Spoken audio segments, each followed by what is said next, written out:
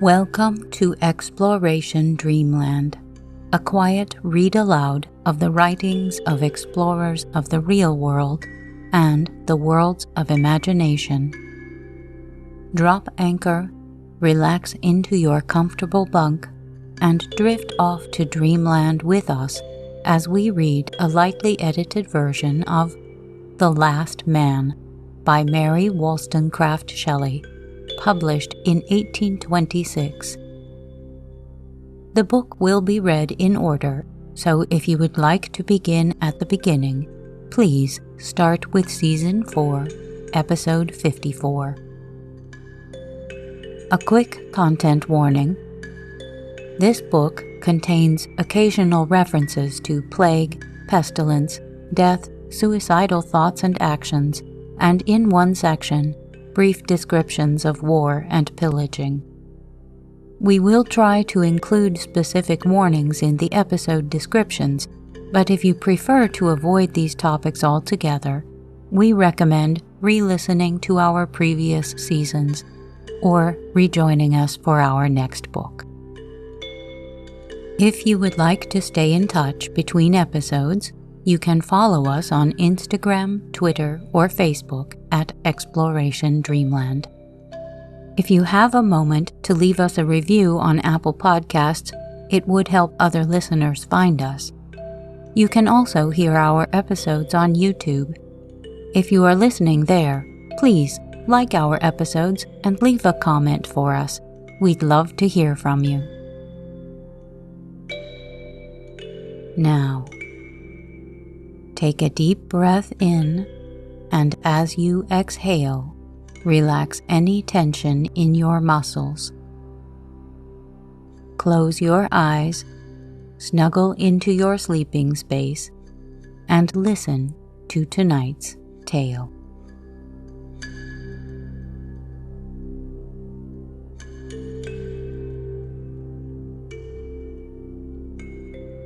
Chapter 2. I lived far from the busy haunts of men, and the rumor of wars or political changes came worn to a mere sound to our mountain abodes. England had been the scene of momentous struggles during my early boyhood. In the year 2073, the last of its kings, an ancient friend of my father, had abdicated in compliance with the gentle force of the remonstrances of his subjects, and a republic was instituted. Large estates were secured to the dethroned monarch and his family. He received the title of Earl of Windsor, and Windsor Castle, an ancient royalty, with its wide domain, were a part of his allotted wealth. He died soon after, leaving 2 children, a son and a daughter. The ex-queen, a princess of the House of Austria, had long impelled her husband to withstand the necessity of the times. She was haughty and fearless. She cherished a love of power and a bitter contempt for him who had despoiled himself of a kingdom.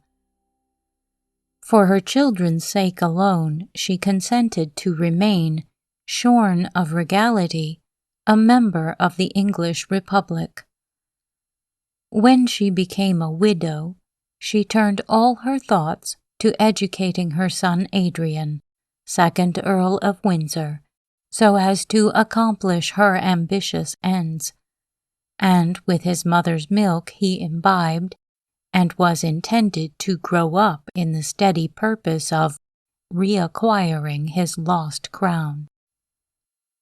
Adrian was now 15 years of age. He was addicted to study and imbued beyond his years with learning and talent. Report said that he had already begun to thwart his mother's views and to entertain Republican principles. However this might be, the haughty countess entrusted none with the secrets of her family tuition. Adrian was bred up in solitude and kept apart from the natural companions of his age and rank. Some unknown circumstance now induced his mother to send him from under her immediate tutelage, and we heard that he was about to visit Cumberland.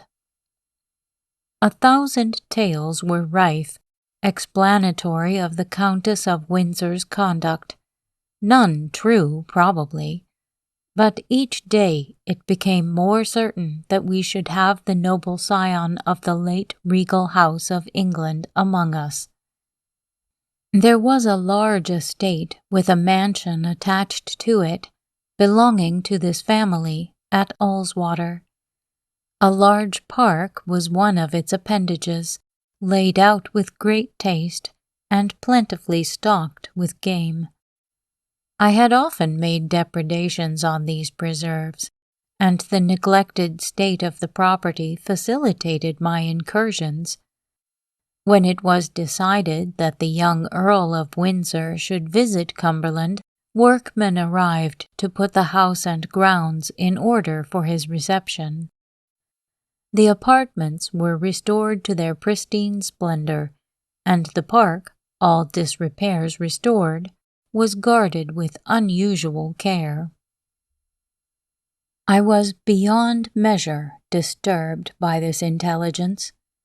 It roused all my dormant recollections, my suspended sentiments of injury, and gave rise to the new one of revenge.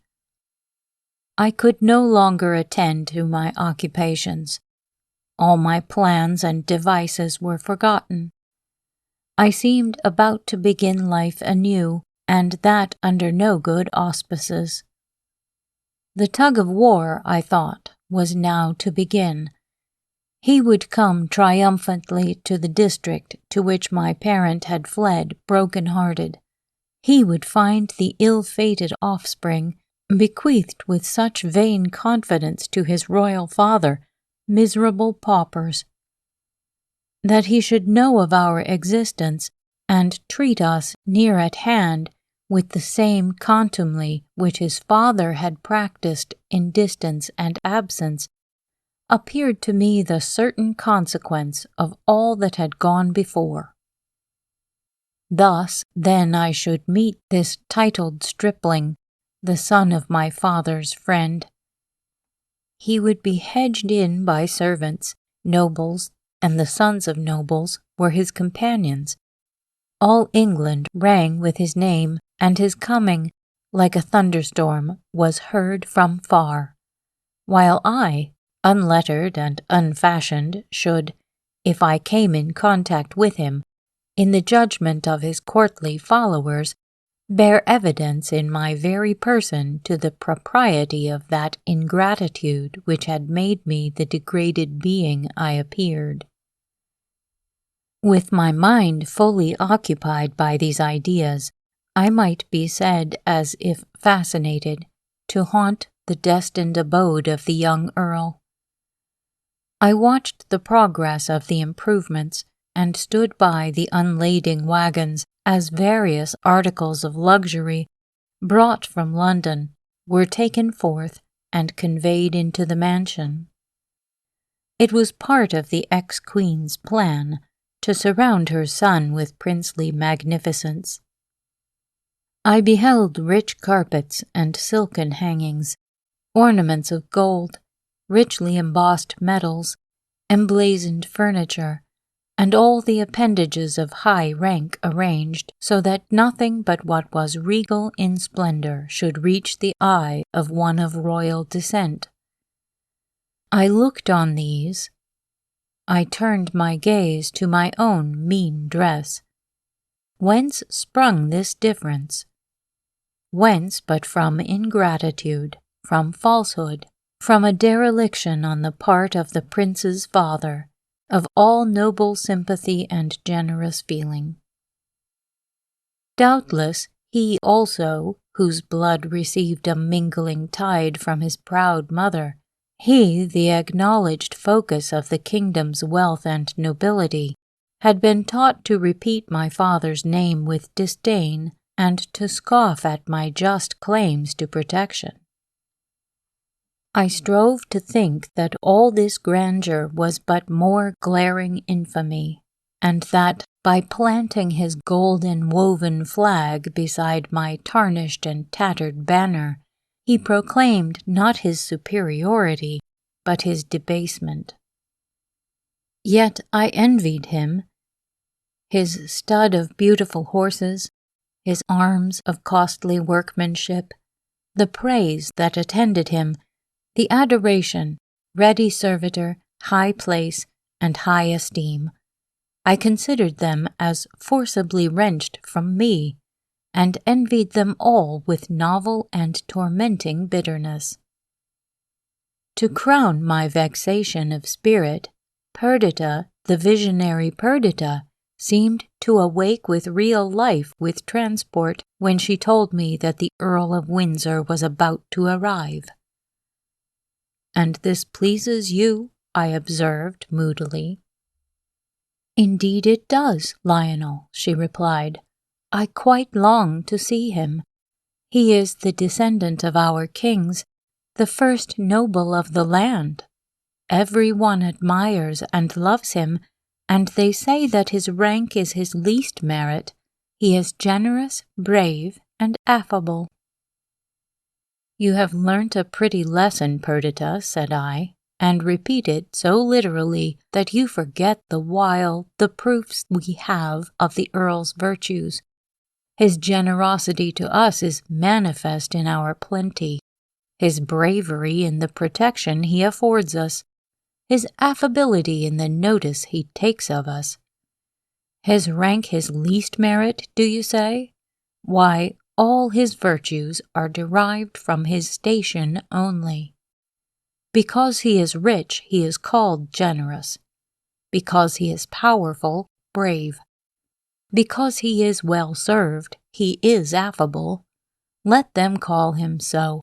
Let all England believe him to be thus. We know him. He is our enemy. Our penurious, dastardly, arrogant enemy. If he were gifted with one particle of the virtues you call his, he would do justly by us, if it were only to show that if he must strike, it should not be a fallen foe. His father injured my father. His father, unassailable on his throne, dared despise him who only stooped beneath himself when he deigned to associate with the royal ingrate. We descendants from the one and the other must be enemies also. He shall find that I can feel my injuries.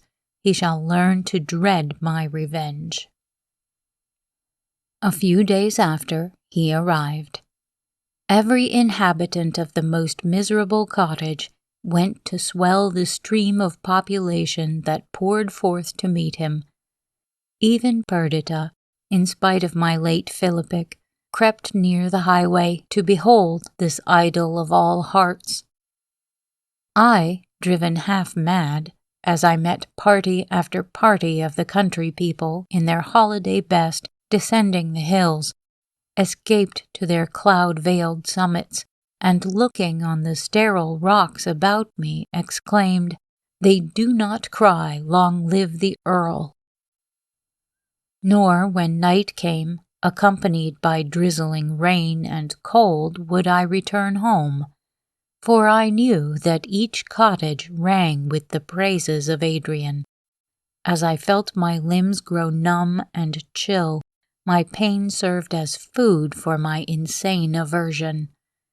Nay, I almost triumphed in it, since it seemed to afford me reason and excuse for my hatred of my unheeding adversary.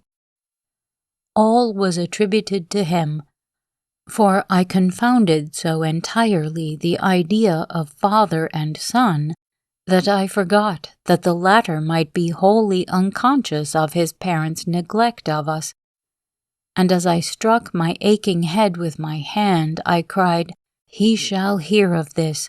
I will be revenged. I will not suffer like a spaniel. He shall know.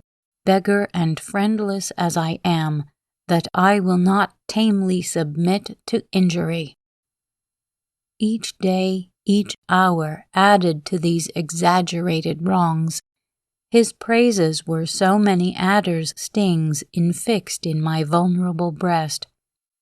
If I saw him at a distance, riding a beautiful horse, my blood boiled with rage.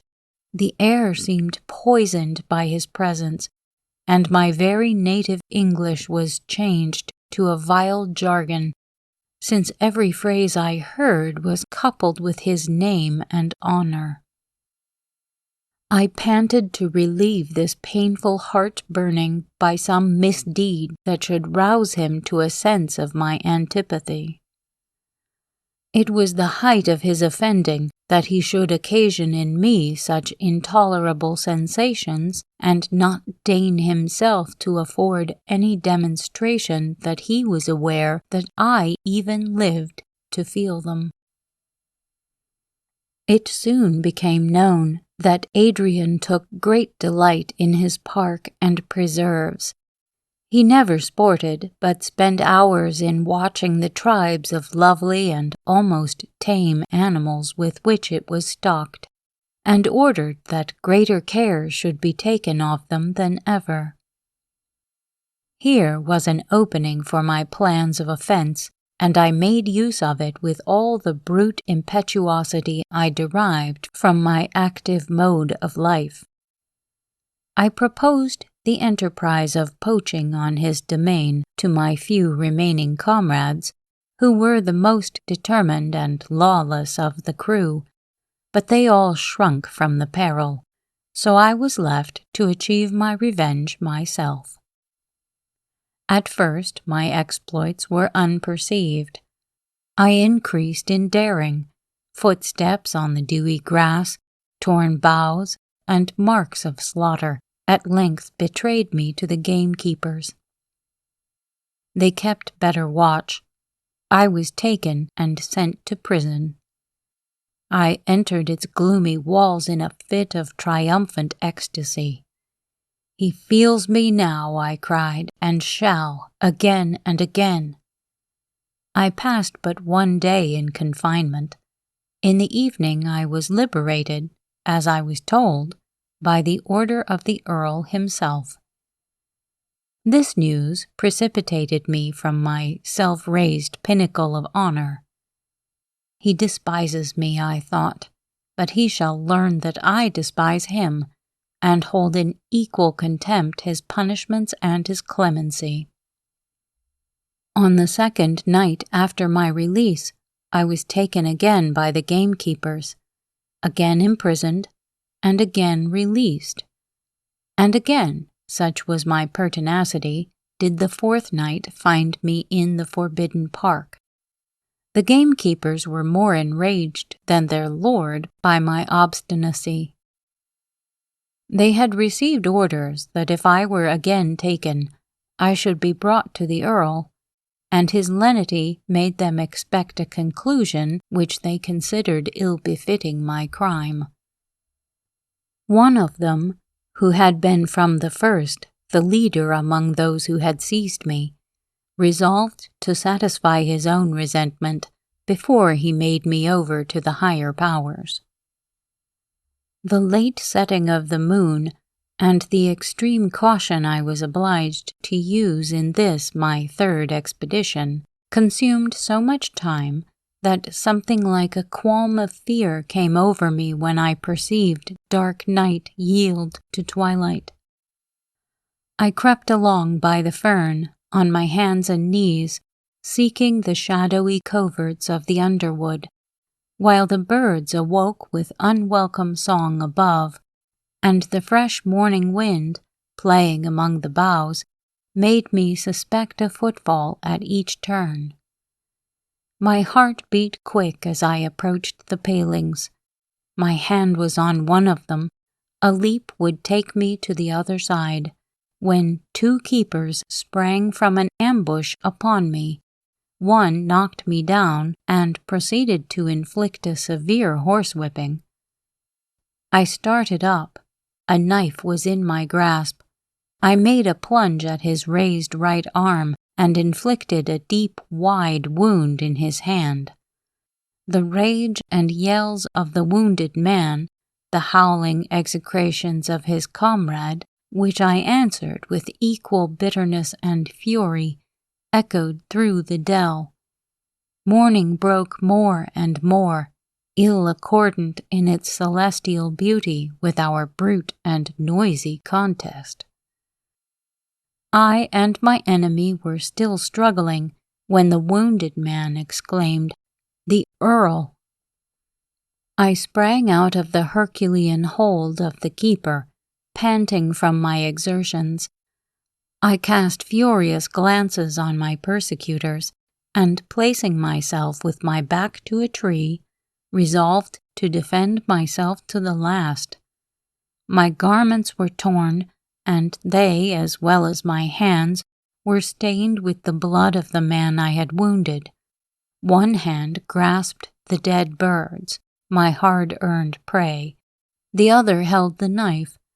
My hair was matted, my face besmeared with the same guilty signs that bore witness against me on the dripping instrument I clenched. My whole appearance was haggard and squalid. Tall and muscular as I was in form, I must have looked like, what indeed I was, the merest ruffian that ever trod the earth. The name of the Earl startled me, and caused all the indignant blood that warmed my heart to rush into my cheeks. I had never seen him before. I figured to myself a haughty, assuming youth who would take me to task, if he deigned to speak to me, with all the arrogance of superiority. My reply was ready, a reproach I deemed calculated to sting his very heart. He came up the while, and his appearance blew aside, with gentle western breath, my cloudy wrath. A tall, slim, fair boy, with a physiognomy expressive of the excess of sensibility and refinement, stood before me. The morning sunbeams tinged with gold his silken hair, and spread light and glory over his beaming countenance. "How is this?" he cried. The men eagerly began their defense. He put them aside, saying, "Two of you at once on a mere lad! For shame!" He came up to me. "Verney," he cried, "Lionel Verney, do we meet thus for the first time? We were born to be friends to each other, and though ill fortune has divided us, will you not acknowledge the hereditary bond of friendship which I trust will hereafter unite us?" As he spoke, his earnest eyes, fixed on me, seemed to read my very soul. My heart, my savage, revengeful heart, felt the influence of sweet benignity sink upon it, while his thrilling voice, like sweetest melody, awoke a mute echo within me, stirring to its depths the life-blood in my frame. I desired to reply, to acknowledge his goodness, accept his proffered friendship, but words, fitting words, were not afforded to the rough mountaineer.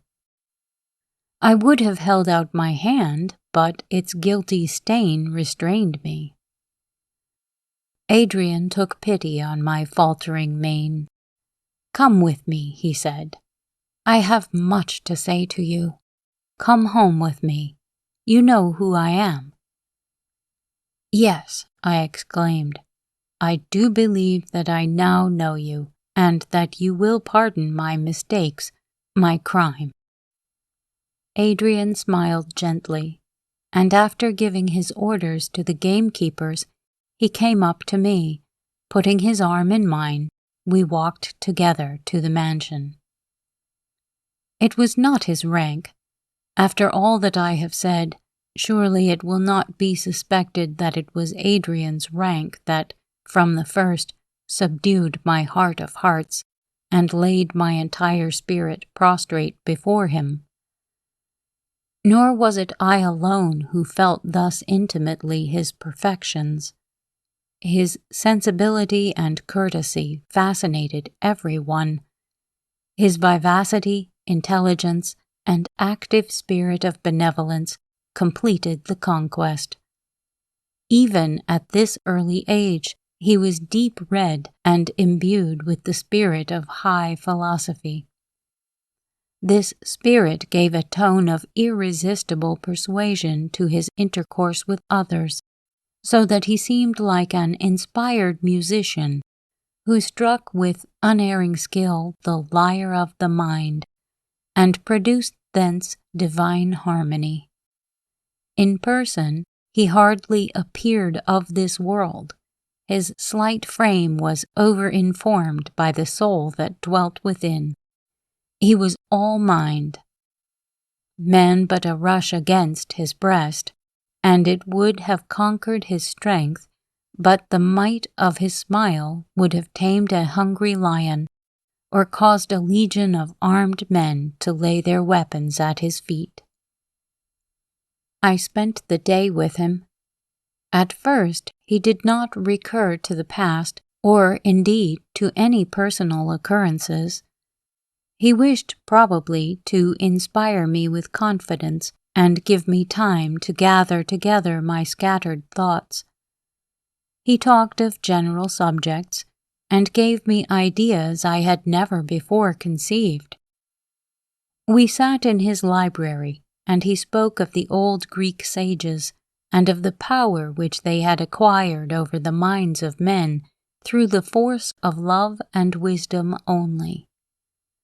The room was decorated with the busts of many of them, and he described their characters to me. As he spoke, I felt subject to him, and all my boasted pride and strength were subdued by the honeyed accents of this blue-eyed boy. The trim and pale domain of civilization, which I had before regarded from my wild jungle as inaccessible, had its wicket opened by him. I stepped within, and felt, as I entered, that I trod my native soil.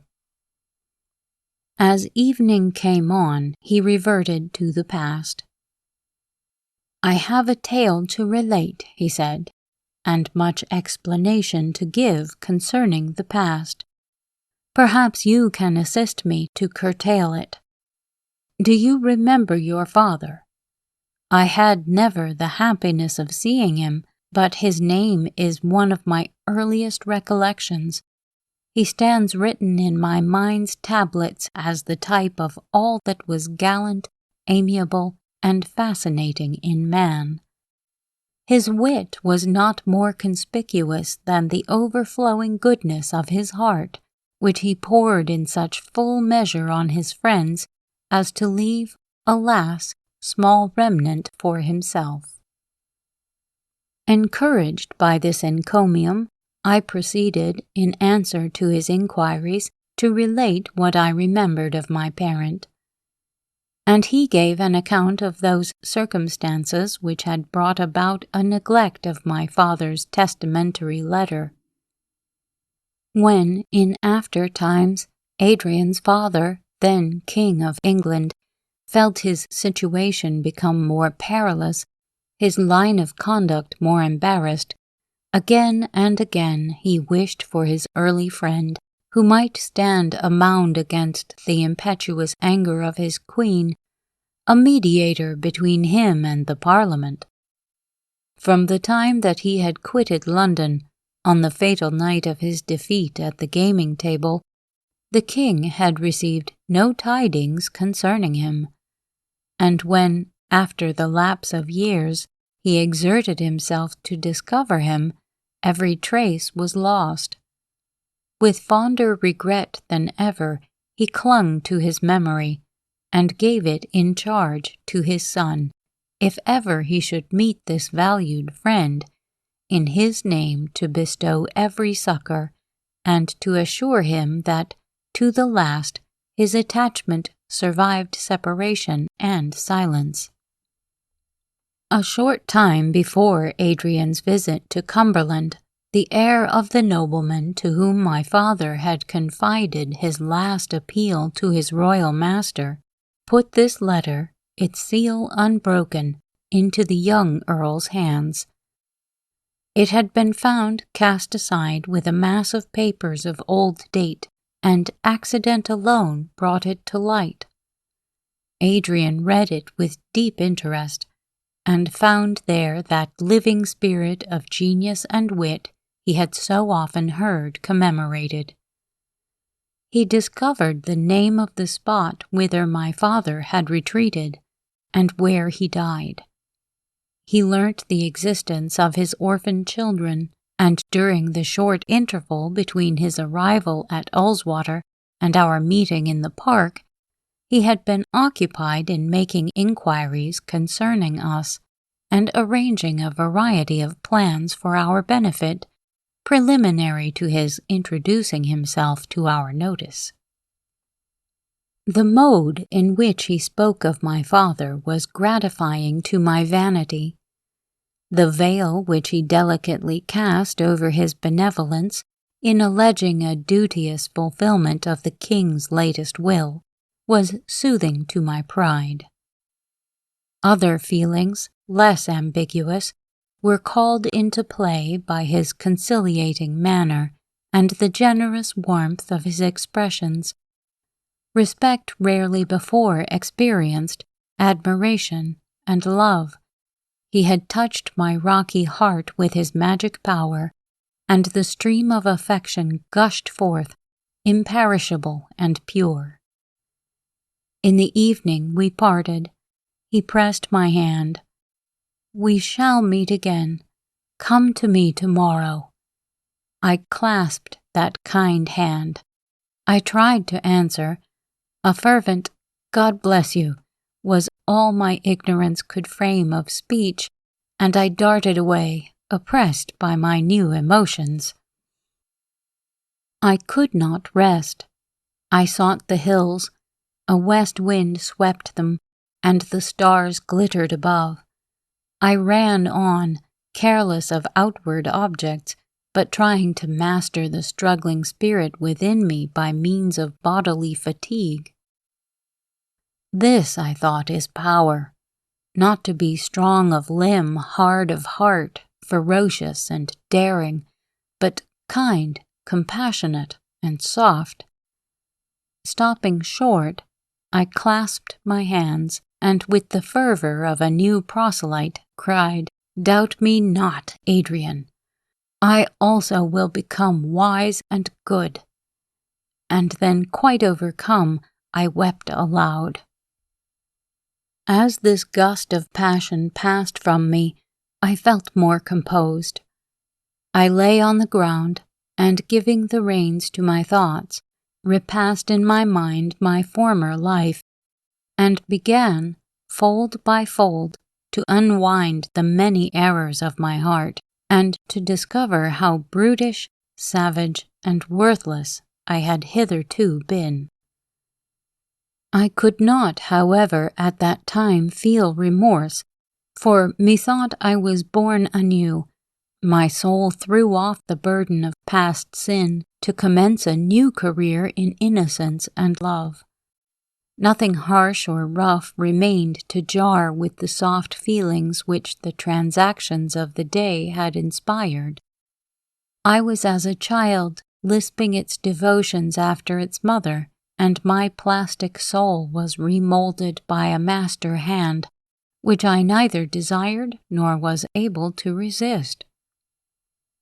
This was the first commencement of my friendship with Adrian, and I must commemorate this day as the most fortunate of my life. I now began to be human. I was admitted within that sacred boundary which divides the intellectual and moral nature of man from that which characterizes animals. My best feelings were called into play to give fitting responses to the generosity, wisdom, and amenity of my new friend. He, with a noble goodness all his own, took infinite delight in bestowing to prodigality the treasures of his mind and fortune on the long-neglected son of his father's friend, the offspring of that gifted being whose excellencies and talents he had heard commemorated from infancy. After his abdication, the late king had retreated from the sphere of politics, yet his domestic circle afforded him small content. The ex-queen had none of the virtues of domestic life, and those of courage and daring which she possessed were rendered null by the secession of her husband. She despised him, and did not care to conceal her sentiments. The king had, in compliance with her exactions, cast off his old friends, but he had acquired no new ones under her guidance. In this dearth of sympathy, he had recourse to his almost infant son, and the early development of talent and sensibility rendered Adrian no unfitting depository of his father's confidence. He was never weary of listening to the latter's often repeated accounts of old times in which my father had played a distinguished part. His keen remarks were repeated to the boy, and remembered by him. His wit, his fascinations, his very faults were hallowed by the regret of affection. His loss was sincerely deplored. Even the queen's dislike of the favorite was ineffectual to deprive him of his son's admiration. It was bitter, sarcastic, contemptuous, but as she bestowed her heavy censure alike on his virtues as his errors, on his devoted friendship and his ill-bestowed loves, on his disinterestedness and his prodigality, on his prepossessing grace of manner and the facility with which he yielded to temptation, her double shot proved too heavy and fell short of the mark. Nor did her angry dislike prevent Adrian from imaging my father, as he had said, the type of all that was gallant, amiable, and fascinating in man. It was not strange, therefore, that when he heard of the existence of the offspring of this celebrated person, he should have formed the plan of bestowing on them all the advantages his rank made him rich to afford. When he found me a vagabond shepherd of the hills, a poacher, an unlettered savage, still his kindness did not fail. In addition to the opinion he entertained that his father was to a degree culpable of neglect towards us, and that he was bound to every possible reparation, he was pleased to say that under all my ruggedness there glimmered forth an elevation of spirit, which could be distinguished from mere animal courage, and that I inherited a similarity of countenance to my father, which gave proof that all his virtues and talents had not died with him. Whatever those might be which descended to me, my noble young friend resolved should not be lost for want of culture. Acting upon this plan in our subsequent intercourse, he led me to wish to participate in that cultivation which graced his own intellect. My active mind, when once it seized upon this new idea, fastened on it with extreme avidity. At first it was the great object of my ambition to rival the merits of my father and render myself worthy of the friendship of Adrian. But curiosity soon awoke, and an earnest love of knowledge, which caused me to pass days and nights in reading and study. I was already well acquainted with what I may term the panorama of nature, the change of seasons, and the various appearances of heaven and earth. But I was at once startled and enchanted by my sudden extension of vision, when the curtain, which had been drawn before the intellectual world, was withdrawn, and I saw the universe, not only as it presented itself to my outward senses, but as it had appeared to the wisest among men. Poetry and its creations, philosophy and its researches and classifications alike awoke the sleeping ideas in my mind and gave me new ones. I felt as the sailor who from the topmast first discovered a new shore, and like him, I hastened to tell my companions of my discoveries in unknown regions. But I was unable to excite in any breast the same craving appetite for knowledge that existed in mine. Even Perdita was unable to understand me. I had lived in what is generally called the world of reality, and it was awakening to a new country to find that there was a deeper meaning in all I saw, besides that which my eyes conveyed to me. The visionary Perdita beheld in all this only a new gloss upon an old reading, and her own was sufficiently inexhaustible to content her. She listened to me as she had done to the narration of my adventures, and sometimes took an interest in this species of information, but she did not, as I did, look upon it as an integral part of her being, which, having obtained, I could no more put off than the universal sense of touch. We both agreed in loving Adrian, although she, not having yet escaped from childhood, could not appreciate as I did the extent of his merits or feel the same sympathy in his pursuits and opinions. I was forever with him. There was a sensibility and sweetness in his disposition that gave a tender and unearthly tone to our converse. That he was gay as a lark caroling from its skyey tower, soaring in thought as an eagle, innocent as the mild-eyed dove. He could dispel the seriousness of Perdita, and take the sting from the torturing activity of my nature. I looked back to my restless desires and painful struggles with my fellow beings as to a troubled dream, and felt myself as much changed as if I had transmigrated into another form, whose fresh sensorium and mechanism of nerves had altered the reflection of the apparent universe in the mirror of mind. But it was not so.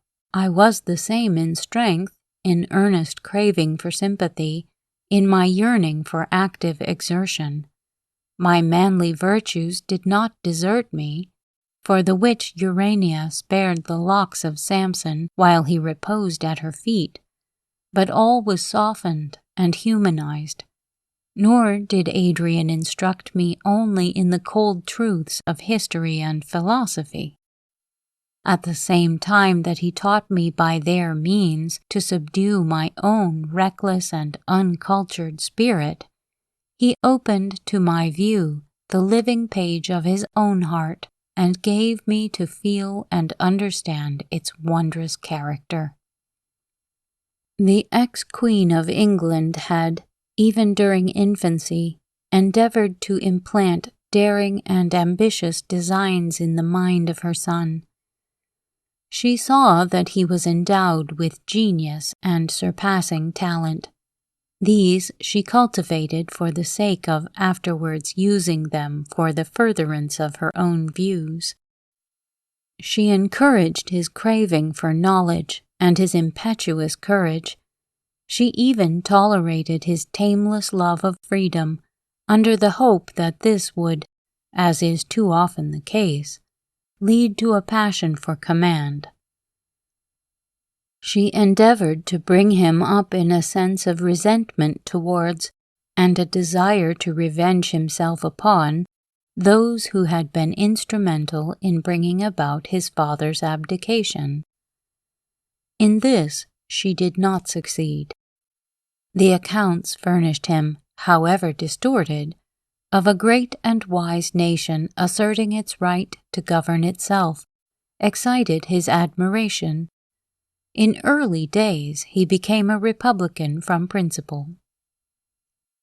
Still his mother did not despair.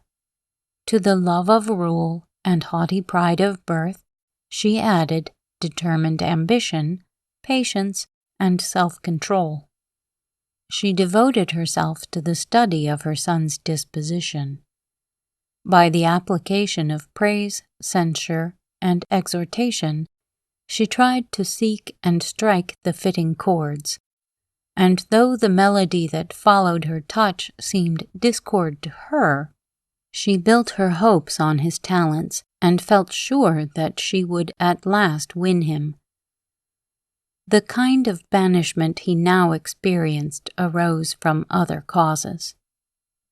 The ex-queen had also a daughter, now 12 years of age, his fairy sister, Adrian was wont to call her, a lovely, animated little thing, all sensibility and truth.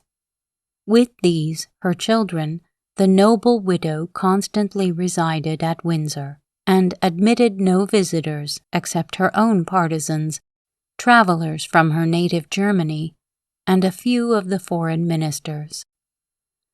Among these, and highly distinguished by her, was Prince Zaimi, ambassador to England from the Free States of Greece, and his daughter, the young Princess Evadne, passed much of her time at Windsor Castle. In company with this sprightly and clever Greek girl, the Countess would relax from her usual state. Her views with regard to her own children placed all her words and actions relative to them under restraint. But Evadne was a plaything she could in no way fear, nor were her talents and vivacity slight alleviations to the monotony of the Countess's life. Evadne was 18 years of age. Although they spent much time together at Windsor, the extreme youth of Adrian prevented any suspicion as to the nature of their intercourse, but he was ardent and tender of heart beyond the common nature of man, and had already learnt to love, while the beauteous Greek smiled benignantly on the boy. It was strange to me, who, though older than Adrian, had never loved, to witness the whole heart's sacrifice of my friend. There was neither jealousy, inquietude, or mistrust in his sentiment. It was devotion and faith. His life was swallowed up in the existence of his beloved, and his heart beat only in unison with the pulsations that vivified hers. This was the secret law of his life. He loved and was beloved. The universe was to him a dwelling to inhabit with his chosen one, and not either a scheme of society or an enchainment of events that could impart to him either happiness or misery. What though life and the system of social intercourse were a wilderness, a tiger-haunted jungle? Through the midst of its errors, in the depths of its savage recesses, there was a disentangled and flowery pathway, through which they might journey in safety and delight. Their track would be like the passage of the Red Sea, which they might traverse with unwet feet, though a wall of destruction were impending on either side. Alas, why must I record the hapless delusion of this matchless specimen of humanity? What is there in our nature that is forever urging us on towards pain and misery? We are not formed for enjoyment, and, however we may be attuned to the reception of pleasurable emotion, disappointment is the never-failing pilot of our life's bark, and ruthlessly carries us on to the shoals. Who was better framed than this highly gifted youth to love and be beloved and to reap unalienable joy from an unblamed passion. If his heart had slept but a few years longer, he might have been saved. But it awoke in its infancy. It had power, but no knowledge, and it was ruined, even as a too early blowing bud is nipped by the killing frost. I did not accuse Evadne of hypocrisy or a wish to deceive her lover, but the first letter that I saw of hers convinced me that she did not love him. It was written with elegance, and, foreigner as she was, with great command of language. The handwriting itself was exquisitely beautiful. There was something in her very paper and its folds which even I, who did not love, and was withal unskilled in such matters, could discern as being tasteful. There was much kindness, gratitude, and sweetness in her expression, but no love. Evadne was 2 years older than Adrian, and who, at 18, ever loved one so much their junior? I compared her placid epistles with the burning ones of Adrian. His soul seemed to distill itself into the words he wrote, and they breathed on the paper, bearing with them a portion of the life of love which was his life. The very writing used to exhaust him, and he would weep over them, merely from the excess of emotion they awakened in his heart. Adrian's soul was painted in his countenance, and concealment or deceit were at the antipodes to the dreadless frankness of his nature. Evadne made it her earnest request that the tale of their loves should not be revealed to his mother, and after for a while contesting the point, he yielded it to her. A vain concession. His demeanor quickly betrayed his secret to the quick eyes of the ex-queen. With the same wary prudence that characterized her whole conduct, she concealed her discovery, but hastened to remove her son from the sphere of the attractive Greek. He was sent to Cumberland, but the plan of correspondence between the lovers, arranged by Evadne, was effectually hidden from her. Thus the absence of Adrian, concerted for the purpose of separating, united them in firmer bonds than ever. To me he discoursed ceaselessly of his beloved Ionian, her country, its ancient annals, its late memorable struggles, were all made to partake in her glory and excellence.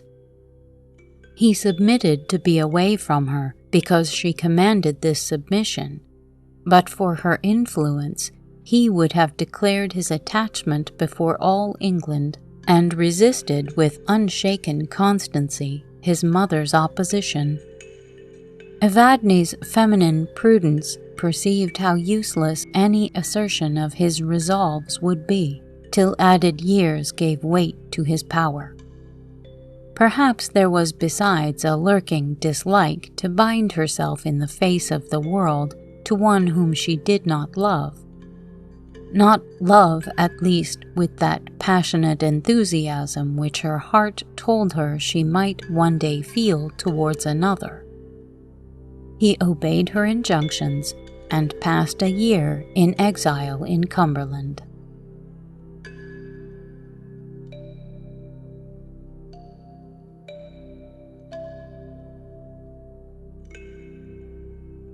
Stay tuned for the next segment from The Last Man by Mary Wollstonecraft Shelley.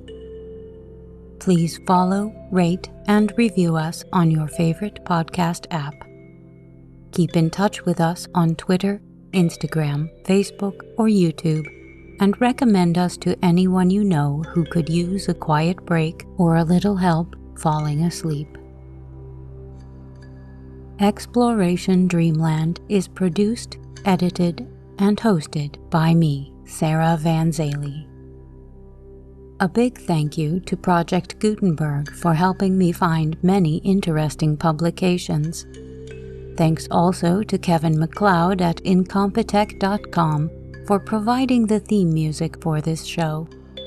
The title of this piece is Kalimba Relaxation Music, if you would like to visit his website to hear it in its entirety. Sweet dreams.